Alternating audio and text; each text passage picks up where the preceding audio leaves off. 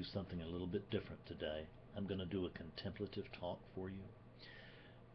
What I mean by contemplative talk is that it will be almost meditative. You're welcome to listen to this with your eyes open, your eyes closed, whatever feels most comfortable to you. Today I want to talk about the most important questions that we ask ourselves and can ask ourselves. The reason I want to go over these is that what I've discovered is that answers actually are not freeing. Answers are typically for the ego, and they will satisfy the ego for just about a half a second before another question arises in place of the one that was just answered. They're endless. What really matters is who's asking that question. And that's what we really want to look at. Always, it's what we want to look at. We go looking for God, but we're looking for the wrong thing if we're looking for God. We're going looking for truth, but we're looking for the wrong thing if we're looking for truth. Doesn't mean that that can't be our intention, but just understand we're never going to find the truth. We're never going to find God. We're never going to discover and find enlightenment. It's a moot point, because we can't find those things, because those things are what we actually are, and it's what we already are. The focus on most practice throughout history has been on finding God, finding truth. In other words, coming to recognize our true nature. And what I've discovered is that coming to recognize your true nature is actually not very difficult at all. Well, it's a little difficult, but it's not anything like it's been, like we feel like it has been, or if it, and it may have been for thousands of years. I don't know. I wasn't there, not in this form. So what I do know is that it is not that difficult now, because I talk with people every day that I want to, several days a week, and I help them to recognize their true nature. So how difficult can it be if I do it with, quote, strangers? I do it with myself, really, but from an outsider, it would look like I'm doing this with strangers all over the world, all kinds of backgrounds, all kinds of cultures, all kinds of spiritual backgrounds. There doesn't seem to be any common denominator other than the really true desire to wake up, and then hopefully that is going to be transmuted into a desire to clear up. But we will make the most important advances through questions.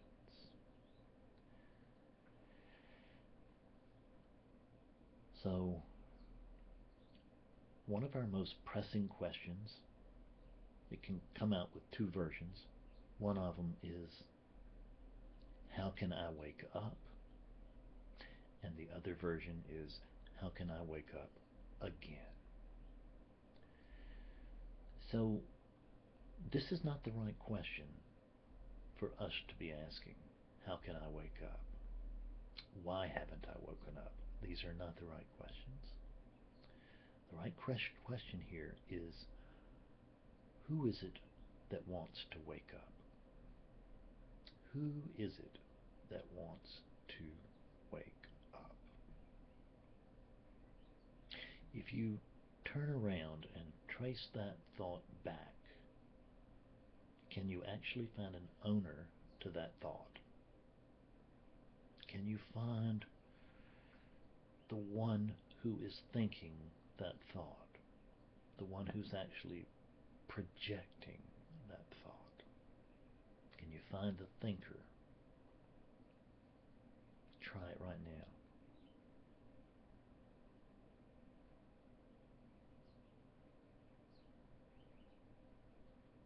When I turn around, I don't find a thinker. When I turn my attention around, I don't find the one that is asking that thought. I can't actually find an owner to that thought anywhere. I can find, when I turn around, what can I really find? I can't really find anything. And because our egos know that this cannot be the right answer, then the ego moves back into, well, that didn't work, so how can I wake up? But what if what you discover initially is the truth?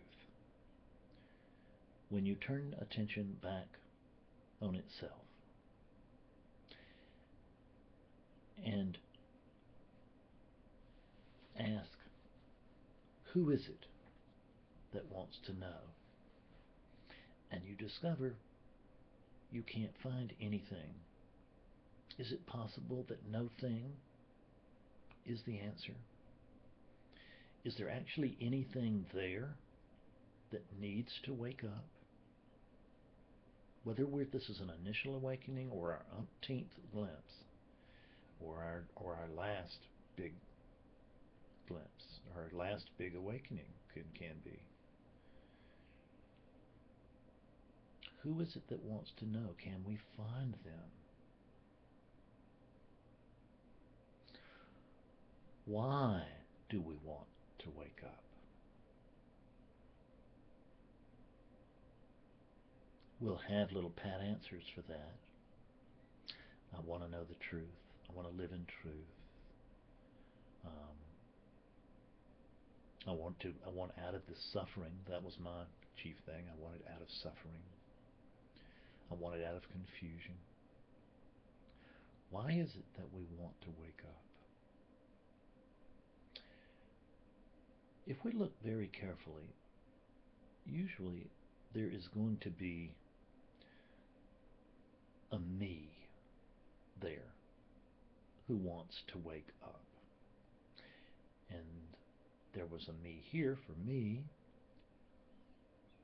for Fredness, when awakening, prior to awakening occurring here.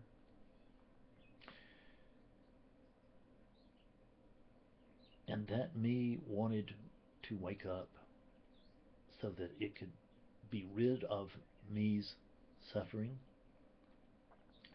so that the me would be recognized now as being an awake me and would be treated like an awake me should be treated, which is apparently, in my thinking at the time, it meant deference. I wasn't interested in waking up so that I could discover that equality was the rule. I was interested in waking up so that I could be better than you. That's a hard truth, but we need to take a real good look at it because it's a very, very common thread, and there's nothing wrong with it. We just want to notice it, because if we don't notice it, then it's an obstacle. If we can notice it, then it just becomes another thought. Are my thoughts really important? Great question. So check right now. Are your thoughts really important?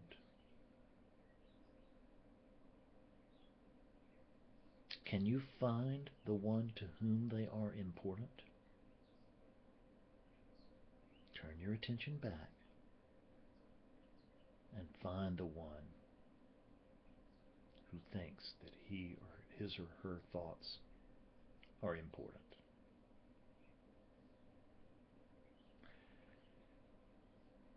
Is it true? Great question. Is it true that my thoughts are important? Is it true that my thoughts are my thoughts? Better question yet. Because what you're thinking has never been all that important to me unless it was how you were thinking about me. but how I'm thinking, that's important. So these thoughts that come up that ask, when am I going to wake up? How am I going to wake up? Where am I going to wake up? How can I get back that awakeness that I had and then lost, that precious brightness that I knew and knew to be true, and then it went away, and now I'm doomed again? How can I get those back? Are those your thoughts? Because if you can't find an owner to those thoughts, if you can't find the one that thinks those thoughts are important, then can they really be your thoughts? I'm not denying their thoughts. I'm just having you question to see if they're actually yours. Because if in this moment, this very moment, you cannot find an owner to the question, when will I wake up? Then that means there's no owner there. It's no big mystery. It's not a giant leap of faith. It's not even a difficult recognition. Just notice that if we can't find something, it isn't there. It's not we can't find it because it's hidden. It's not because we can't find it because it's layered over with concepts and this and that and the other. The reason we can't find this central me, that center, that core, is because there's not one there. We don't need to know why that is, how that is, none of that. Those are all egoic questions about, oh, I finally get it, now explain this to me. Oh, I see, now explain that. Well, how does that come to play with or own this other thing? Oh, that's ego. Just notice that if you cannot find the one who's asking those questions, that you can't find them because they're not there, not because you can't see them. So if there's no you, if there's no hard little, like the interior of a hickory nut, if there's no you inside that nut, then those thoughts that are coming up can't be yours. They're just thoughts. And if they're not your thoughts, are they really important? Are they? Are those thoughts really important? No. No thought is important because no thought is true. And this is a hard pill to swallow. Because I want my thoughts to be true. Because I believe that my thoughts are true. Turn your attention around and see if you can find the I who wants and believes its thoughts to be true. Can you find them? No. I don't guess that you can. I know that you cannot. I know that you cannot find that. So if there is no owner to these thoughts, if they're not your thoughts, but they're just thought patterns instead that are arising, if that's simply conditioning arising to meet circumstance, which is simply further conditioning, if that's just conditioning arising to meet circumstance, then that's just a thought pattern. It doesn't even need a driver. It's spontaneous. In the same way that when I flick on a light switch and the light comes on, that's an electric pattern. When I push the button that says start in my car, the car indeed cranks. And that's probably another electric type pattern.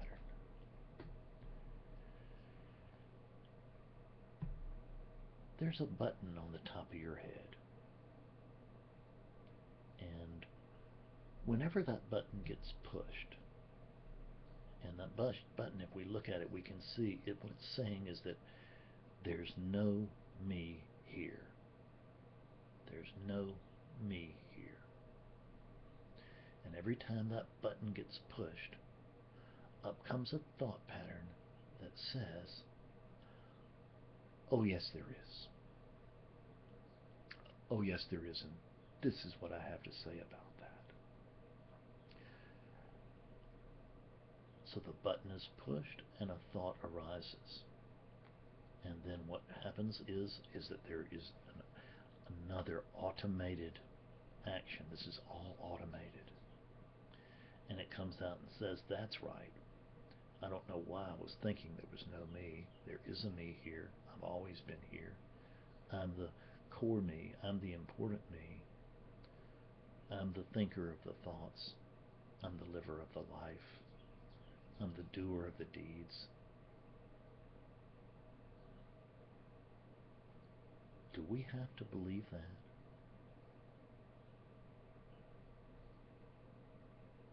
What happens if we don't believe that? What happens if we just let that come and go?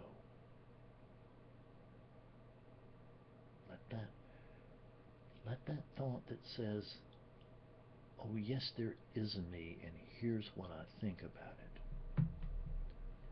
What if we don't grasp that thought? What is it that thoughts feed off of? Thoughts feed off of attention, do they not? So if we don't pour attention onto that thought, will it thrive? And my experience is that no, it will in fact begin to thin. It'll begin to collapse. It may still come up for a long time. So am I willing to stay alert? I understand that's not what we wanted to do. It's not what I wanted to do either. I didn't want to be alert. I wanted just to be poofed with a wand, and now I'm awake, and that's that. But that's typically not. I notice it hasn't happened to you up to now. And I notice that it's also very unlikely to happen. We get the breakthrough, but then we're unwilling to be alert to and with that breakthrough. Because when we find out there's not a me here, then there should be, we think, listen to this question, there shouldn't be any feeling that there's a me here. Is that true? What's your experience? Oh, your experience is that there is a feeling of me here. So since that's what is, since that's actually what's occurring, since that's actually what's here, can we truthfully say that that shouldn't be? Isn't that the resistance to the moment? Isn't this core me simply resistance to what is? Go deep here for a minute with me. Drop your story. You can do it. You can have it back, but drop your story. Drop your bops, your beliefs, your opinions, your positions, because those are your stories. In the absence of a central me here, of a center, of a true center, in the absence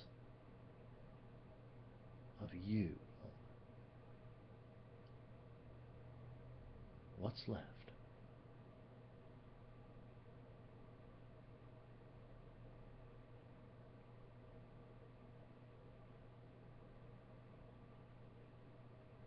In the absence of the little me, what's left.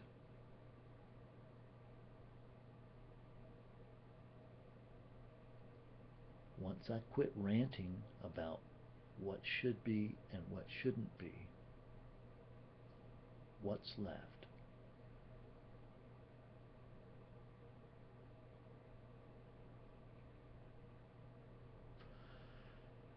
It's just this, isn't it? It's just this without either argument or agreement. It's just this. There's no one in this to agree with what is, because what is here is what is. There's no one here to disagree with what is, because there's no one here beyond what is.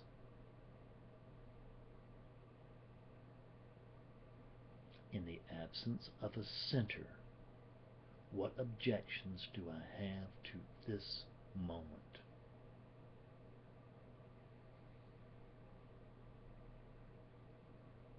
In the absence of a story about what should be going on, what's left?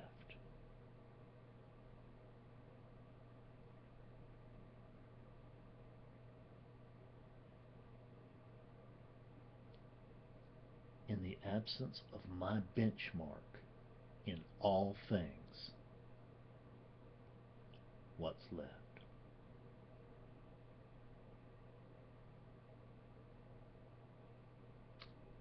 Can there be anything wrong with this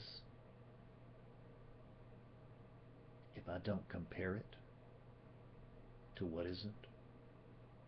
If I don't compare this what is to my imagination, does this moment fall short?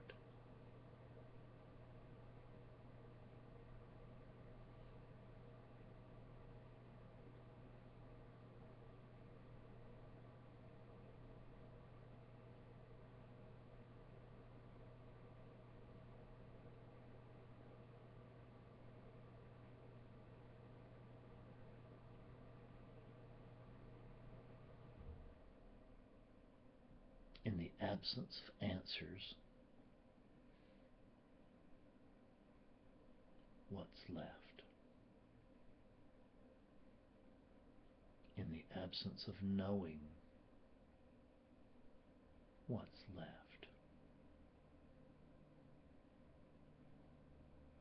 In the absence of resistance, what's left?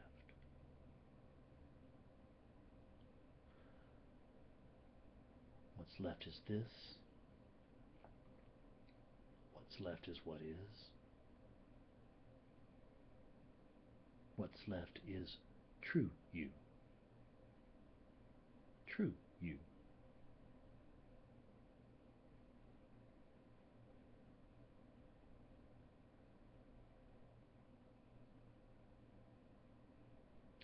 How can I wake up is not the right question. When can I wake up? Not the right question. How can I get my awakening back? It's not the right question.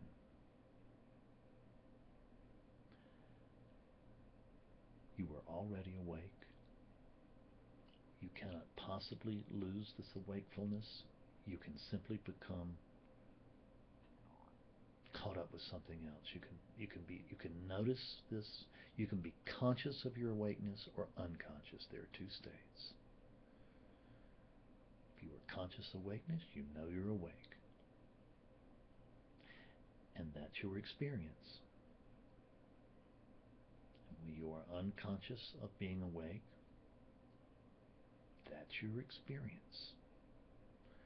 So we're simply bringing attention to what's already here. The very wakefulness that is now hearing my words, just that simple wakefulness that's hearing my words right now,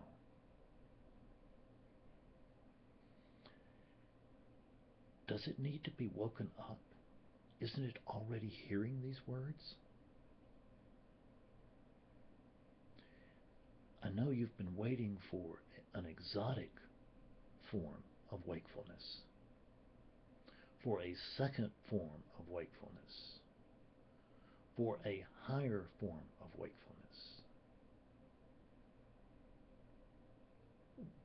But in the absence of all of those, what do you have right here, right now?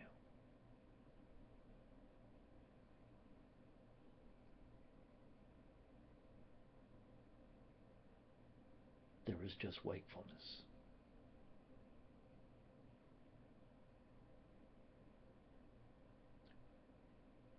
You've been spending all of your time trying to wake up that unit. That unit does not have the capacity to wake up. It will never wake up.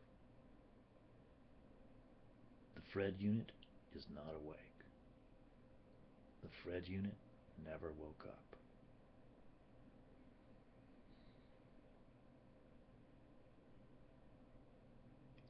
Wakefulness itself woke up to itself. And it is wakefulness now that speaks to itself through the Fred unit here and your unit there. Why? Why not? Why questions get us nowhere? Just more egoic bait to keep looking, keep pounding, keep prying. It is the experience of freedom that brings freedom. This is the reason that I have found that talk and tell spirituality is no more effective than it is. I don't mean that in an insulting way in any way. We need every teacher and every teaching that we have.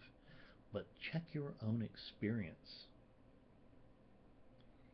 Did you come into this meditation already free after your 5 or 10 or 20 or 30 or 40 or 50 years of seeking and reading and traveling and meditating and talking and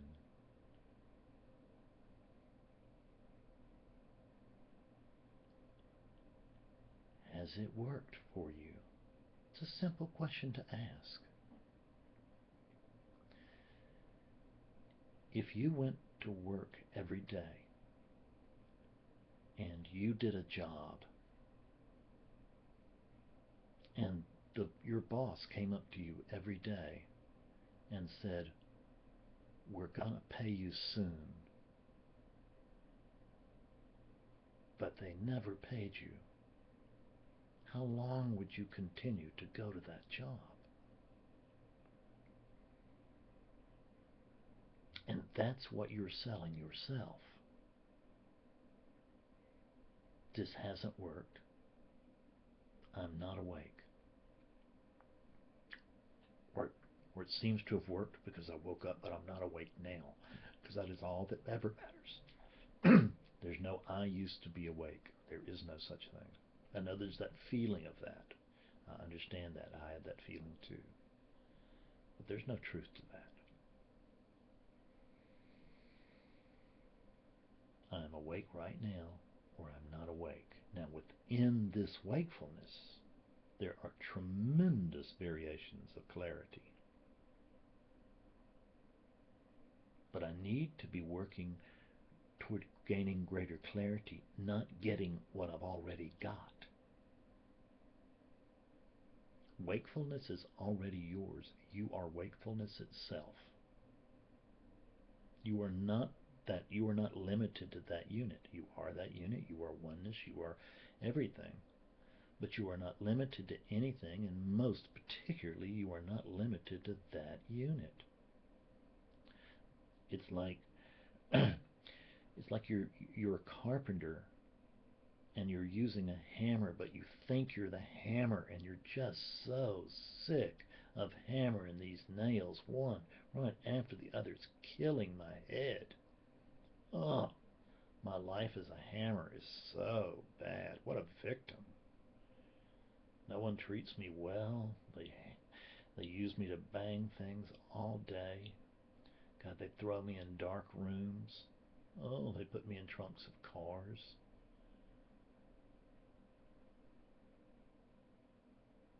It's terrible being a hammer.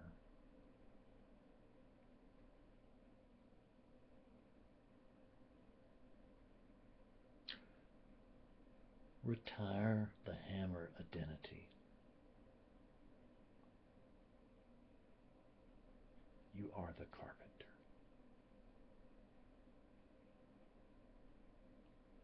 I wish you well.